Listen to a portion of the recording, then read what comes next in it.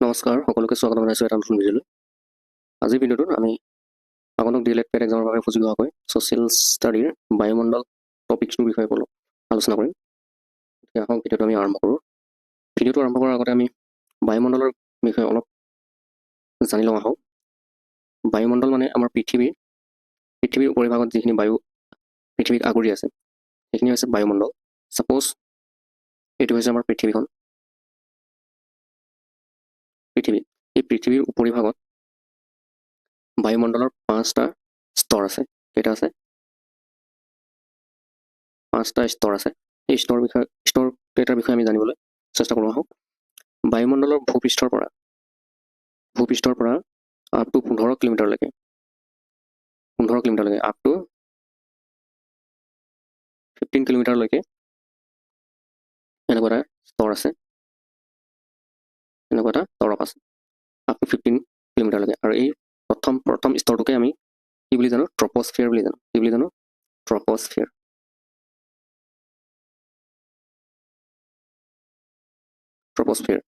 এই স্তৰটোত আমাৰ কি কি ঘটনা ঘটে বা এই স্তৰটোৰ বৈশিষ্ট্যবোৰ কি? এই স্তৰটোতে আমাৰ 75% কি থাকিব? আমাৰ মুঠ বায়ুমণ্ডলৰ 75% বায়ু এইটো স্তৰতে থাকিব। আৰু ধূলিকণা,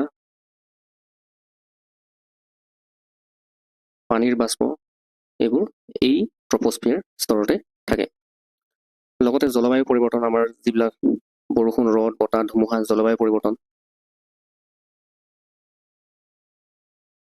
পৰিৱৰ্তন আৰু জীৱৰ যিমান জৈৱিক কাৰ্যকলাপ সকলোবোৰ ট্ৰপ'স্ফিয়াৰতে হয়। আৰু ট্ৰপ'স্ফিয়াৰ স্তৰটো য'ত শেষ হ'ব, এই 15 কিলোমিটাৰ যি সীমাটোত শেষ হৈ যায় ট্ৰপ'স্ফিয়াৰ যি স্তৰটো, সেই শেষ হোৱা এই পইণ্টটোক কি বুলি কোৱা হয়? ট্ৰপ'প'জ বুলি কোৱা হয়। ট্ৰপ'প'জ বুলি কোৱা হয়। এতিয়া আহোঁ নেক্সট স্তৰলৈ। এই ট্ৰপ'প'জৰ পৰা আৰম্ভ কৰি 50 কিলোমিটাৰলৈকে আমাৰ দ্বিতীয়টো স্তৰ এনেদৰে থাকিব। দ্বিতীয়টো বায়ুমণ্ডলীয় স্তৰ এনেদৰে থাকিব। দ্বিতীয়টো স্তৰ, এই স্তৰটোক আমি কি বুলি জানো? ষ্ট্ৰেট'স্ফিয়াৰ বুলি জানো। আমি কি বুলি? এই দ্বিতীয় স্তৰটোৰ নাম হ'ল আমাৰ ষ্ট্ৰেট'স্ফিয়াৰ। এই তৰফটো হৈছে ষ্ট্ৰেট'স্ফিয়াৰ। আৰু এই তৰফটোৰ মেইন বৈশিষ্ট্যটো হৈছে কি? ইয়াত এই স্তৰটোত কি থাকে? অজন থাকে। এই লেয়াৰটোক অজন লেয়াৰ বুলি কোৱা হয়, কাৰণ এই অজন লেয়াৰতে সূৰ্যৰ পৰা অহা অতি বেঙুনীয়া ৰশ্মি, আল্ট্ৰাভায়লেট ৰেইজবোৰ এই অজন লেয়াৰে শোষণ কৰি থৈ দিয়ে, আৰু যাতে পৃথিৱীলৈ আহিব নোৱাৰে এই UV ৰেইজবোৰ শোষণ কৰি দিয়ে। কোনে কৰে? অজন স্তৰে কৰে। গতিকে ষ্ট্ৰেট'স্ফিয়াৰৰ মেইন বৈশিষ্ট্যটোৱে হ'ল যে এইটো স্তৰত অজন স্তৰ থাকে। আৰু এই ষ্ট্ৰেট'স্ফিয়াৰ য'ত শেষ হয় সেই বিন্দুটোক আমি ষ্ট্ৰেট'প'জ বুলি কোৱা। কি বুলি কোৱা হয়? ষ্ট্ৰেট'প'জ বুলি কোৱা হয়। ষ্ট্ৰেট'প'জ, এই পইণ্টটো ষ্ট্ৰেট'প'জ বুলি কোৱা হয়। আৰু ষ্ট্ৰেট'প'জৰ পৰা আৰম্ভ কৰি আন এটা তৰপ আমাৰ আকৌ এটা ষ্টাৰ্ট হ'ব আপ টু 80 কিলোমিটাৰলৈকে।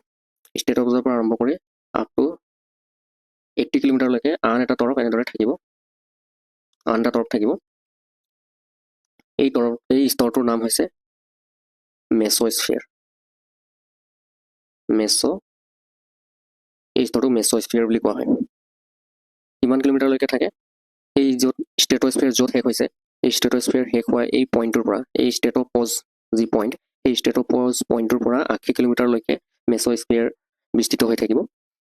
এই স্তৰটোৰ বৈশিষ্ট্য হৈছে কি? যে এই ষ্ট্ৰেট'প'জ তাৰমানে এই পইণ্টটোৰ পৰা হাইট যিমানে ওপৰলৈ গৈ থাকিব, সিমানে আমাৰ টেম্পাৰেচাৰটো মাইনাছ হৈ গৈ থাকিব। টেম্পাৰেচাৰটো কমি গৈ থাকিব আপ টু য'ত শেষ হ'ব এই পইণ্টটোক মেছ'প'জ বুলি কয়। মেছ'স্ফিয়াৰ য'ত শেষ হ'ব তাক মেছ'প'জ বুলি ক'ব। তোমালোকে মন কৰিব, ট্ৰপ'স্ফিয়াৰ য'ত শেষ হ'ব তাক ট্ৰপ'প'জ বুলি ক'ব সেই পইণ্টটোক। ষ্ট্ৰেট'স্ফিয়াৰ য'ত শেষ হৈছে তাক ষ্ট্ৰেট'প'জ বুলি কয়। ঠিক একেদৰে মেছ'স্ফিয়াৰ এই স্তৰটো য'ত শেষ হ'ব সেইটোক মেছ'প'জ বুলি কয়। গতিকে সেই মেছ'প'জলৈকে টেম্পাৰেচাৰ আমাৰ মাইনাছ কমি গৈ থাকে। টেম্পাৰেচাৰ ডিক্ৰিজ হয় এইটো স্তৰত, আৰু আপ টু -100 ডিগ্ৰীলৈকে টেম্পাৰেচাৰ কমি যায় এই মেছ'স্ফিয়াৰ স্তৰত। আৰু মেছ'স্ফিয়াৰ স্তৰৰ এটা গুৰুত্বপূৰ্ণ বৈশিষ্ট্য হ'ল যিবিলাক পৃথিৱীৰ বহিমণ্ডলৰ বাহিৰত যিবিলাক উল্কাপিণ্ডবিলাক সোমাই আহে পৃথিৱীৰ বায়ুমণ্ডলৈ, এই জ্বলি অহা উল্কাপিণ্ডবোৰ এই মেছ'স্ফিয়াৰতে জ্বলি শেষ হৈ যায়। ইয়াৰ ভিতৰলৈ ষ্ট্ৰেট'স্ফিয়াৰ বা ট্ৰপ'স্ফিয়াৰলৈ এই মেটেৰিয়েল যিবিলাক আমাৰ উল্কাপিণ্ডবিলাক এই উল্কাপিণ্ডবিলাক আহি এই মেছ'স্ফিয়াৰতে আহি জ্বলি ধ্বংস হৈ যায় বা জ্বলি ছাই হৈ যায়। সিহঁত ভিতৰলৈ আহি এনেদৰে আহি সোমাই আহিব আৰু নোৱাৰে। মেছ'স্ফিয়াৰৰ পৰা আৰু ভিতৰলৈ বা ষ্টেট'স্ফিয়াৰ বা ট্ৰপ'স্ফিয়াৰলৈ এই উল্কাপিণ্ডবোৰ ওলাই আহিব নোৱাৰে। যদি সোমাই আহিলে হয় আজিলৈকে পৃথিৱীখন ক'ৰবাত সদায় পৰিয়ে থাকিলে হয়, ধ্বংসই হ'লে। কিন্তু এই মেছ'স্ফিয়াৰ নামৰ এই তৰপটোৱে আমাক বচাই আছে। কাৰ পৰা? এই জ্বলন্ত উল্কাপিণ্ডবিলাকৰ পৰা। এই মেছ'স্ফিয়াৰ তৰপটোৰ গুৰুত্বপূৰ্ণ বৈশিষ্ট্য হৈছে যে এইটো স্তৰতে মেটেৰইডছবিলাক যিবিলাক আমাৰ উল্কাপিণ্ড জ্বলি ছাই হৈছে। মনত ৰাখিব কথাটো। ইয়াৰ মেছ'পজৰ পৰা আপ টু 60 কিলোমিটাৰলৈকে 60 নহয় 600 কিলোমিটাৰলৈকে আন এটা স্তৰ আমি দেখিবলৈ পাওঁ। সেই স্তৰটো হৈছে সেই স্তৰটোক কি বুলি কোৱা হয়? থাৰ্মস্ফিয়াৰ বুলি কোৱা হয়।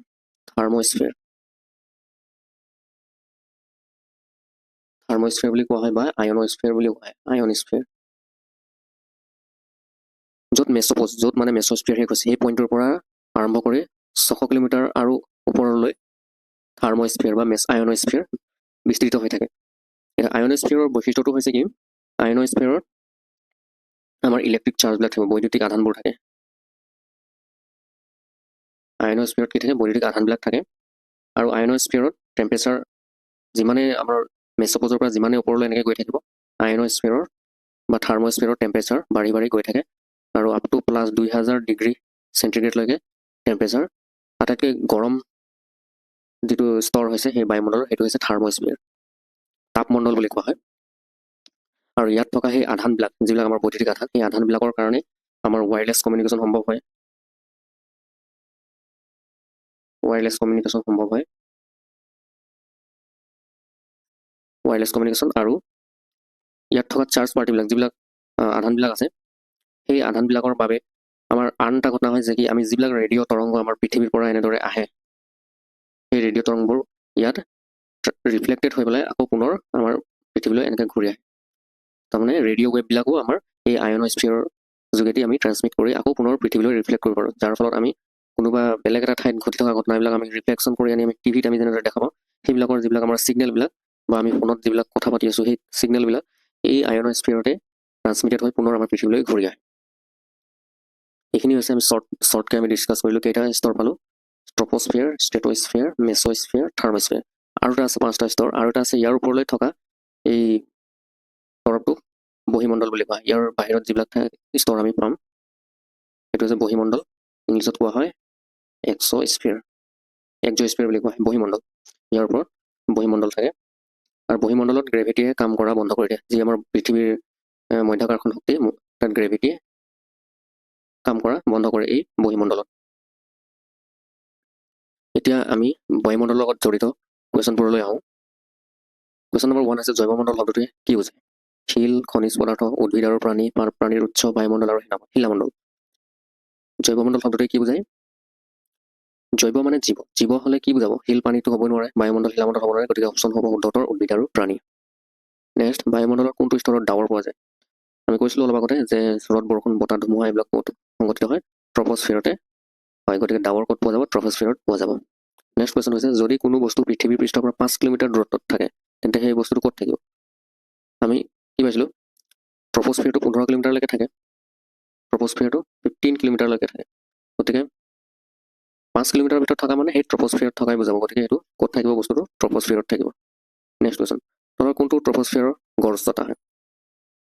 এতিয়া গড় উচ্চতা মানে কি? আমি পৃথিৱীৰ পৃষ্ঠটো সকলোখিনি ঠাই সমান নহয়। ক'ৰবাত ওখ থাকিব, ক'ৰবাত হয়তো খাল বিল থাকিব এনেদৰে, ক'ৰবাত অলপ মালভূমি টাইপৰ থাকিব এনেকৈ।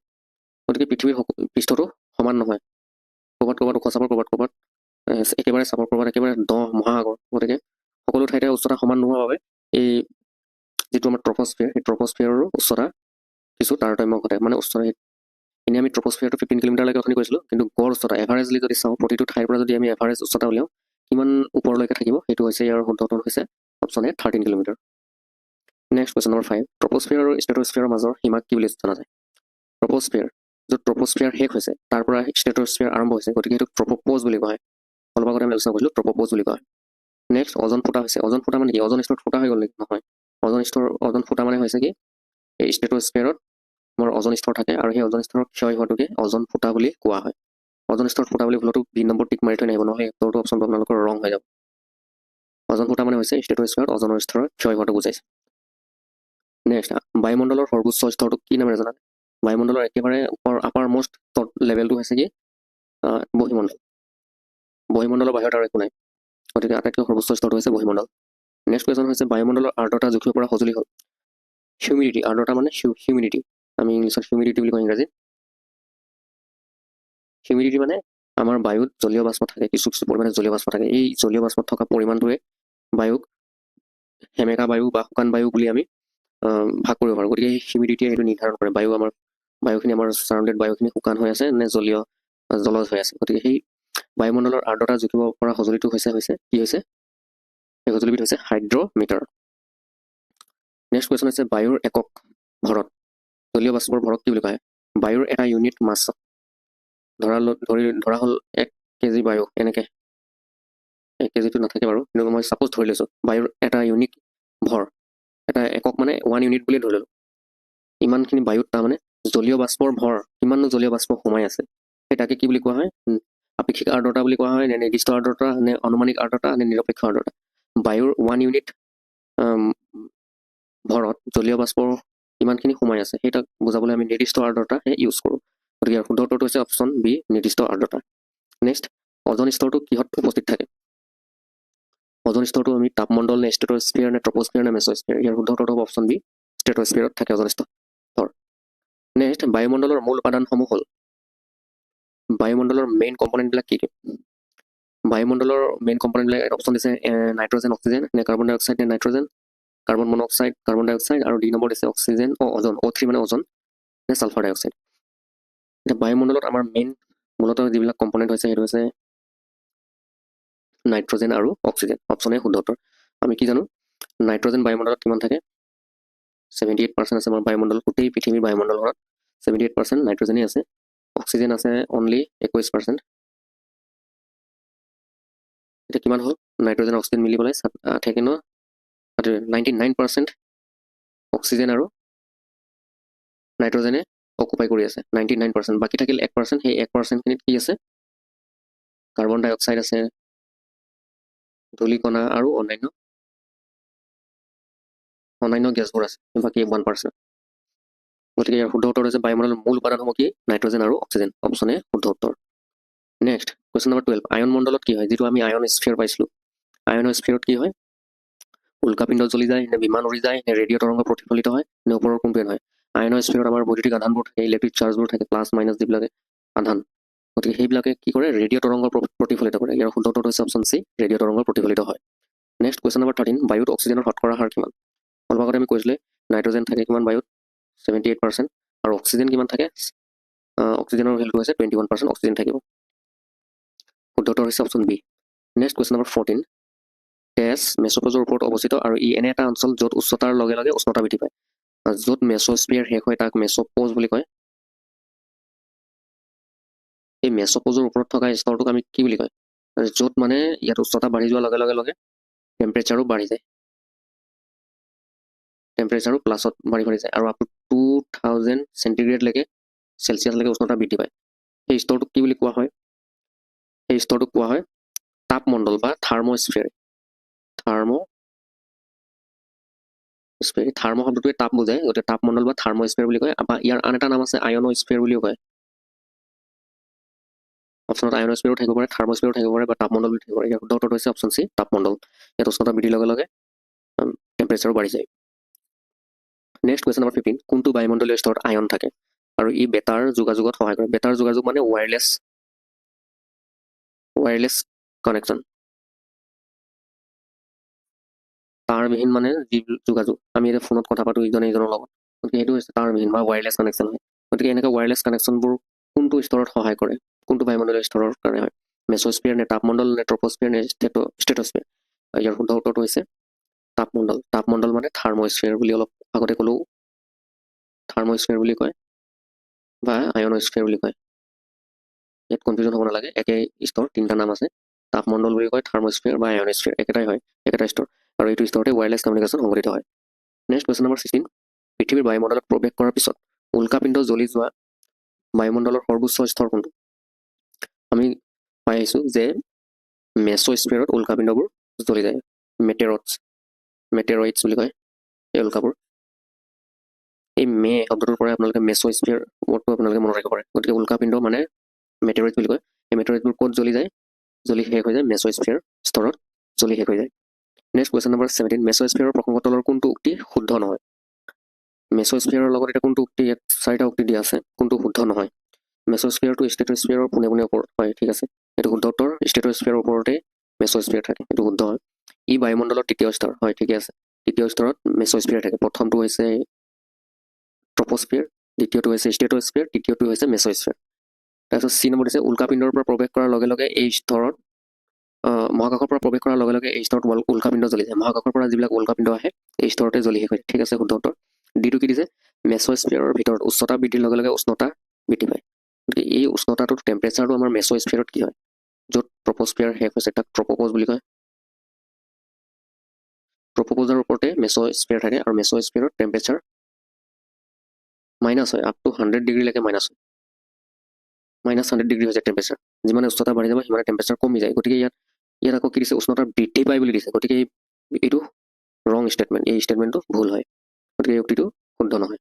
গতিকে কাৰেক্ট এনচাৰটো আমি ডিত দিব লাগিব। নেক্সট কুৱেশ্যন নম্বৰ 18, অজন হ্ৰাস দেশৰ ওচৰত সৰ্বাধিক হয়।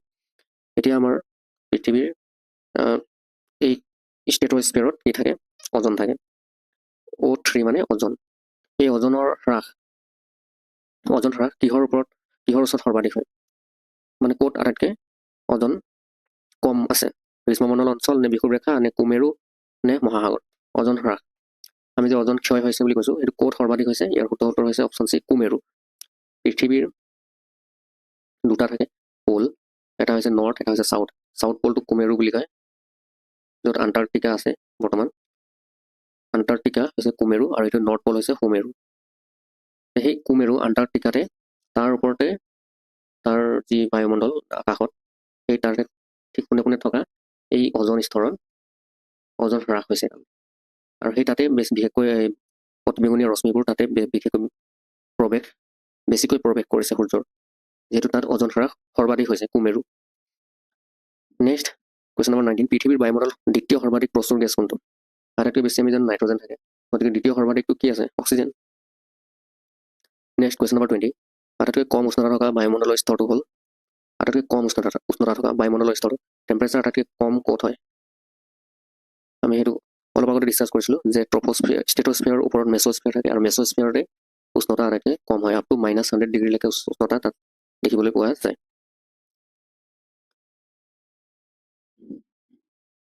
আজিৰ ভিডিঅ'টোৰ অন্তিম প্ৰশ্ন, বহিমণ্ডল স্তৰত পোৱা মূলতঃ গেছবোৰ হ'ল, পৃথিৱীৰ আটাইতকৈ বাহিৰৰ যি বায়ুমণ্ডলৰ যি স্তৰ বা তৰপ তাক বহিমণ্ডল বুলি কোৱা হয়। আৰু এই বহিমণ্ডল তাৰমানে 5 নম্বৰ স্তৰটো, 5th লেয়াৰ। এই 5 নম্বৰ স্তৰত, 5ম স্তৰত কি গেছ পোৱা যায়? মেইনলি গেছ কোনবোৰ? এইবোৰ নাইট্ৰজেন হয় নে অক্সিজেন হয়? B number nitrogen, helium, C number hydrogen আৰু নাইট্ৰজেন, আৰু ডি নম্বৰ হাইড্ৰজেন আৰু হিলিয়াম। ইয়াৰ শুদ্ধ উত্তৰটো হৈছে নাইট্ৰজেনটো আমাৰ বায়ুমণ্ডলত থাকিবই লাগিব। নাইট্ৰজেন, ইয়াতো নাইট্ৰজেন আছে, গতিকে এই তিনিটা আমাৰ ভিতৰৰ যি অন্তমণ্ডল, বাকী যি 4টা স্তৰ, এই 4টা স্তৰত এইবিলাক থাকিব। গতিকে 5 নম্বৰ স্তৰত এই বাহিৰত হাইড্ৰজেন আৰু হিলিয়াম পোৱা যায়। 5 নম্বৰ স্তৰত কি পোৱা যায়? হাইড্ৰজেন আৰু হিলিয়াম। ইয়াৰ শুদ্ধ উত্তৰটো হৈছে অপশ্যন ডি, হাইড্ৰজেন আৰু হিলিয়াম। বন্ধুসকল, ভিডিঅ'টো আজিলৈ ইমানে। আশা কৰোঁ এই প্ৰশ্নবোৰ আগন্তুক DLED পেট এক্সামৰ বাবে উপযোগী হ'ব। আৰু আপোনালোকে ভিডিঅ'টো শেষলৈকে চোৱাৰ বাবে অশেষ ধন্যবাদ জনালোঁ। এনেকুৱা ধৰণৰ টপিকছৰ ওপৰত ভিডিঅ'বোৰ পাই থাকিব হ'লে চেনেলটো ছাবস্ক্ৰাইব কৰি ল'ব আৰু বন্ধু বৰ্গৰ সৈতে শ্বেয়াৰ কৰিব বুলি আশা ৰাখিলোঁ। ভিডিঅ'টো শেষলৈকে চোৱাৰ বাবে অশেষ ধন্যবাদ। Thank U.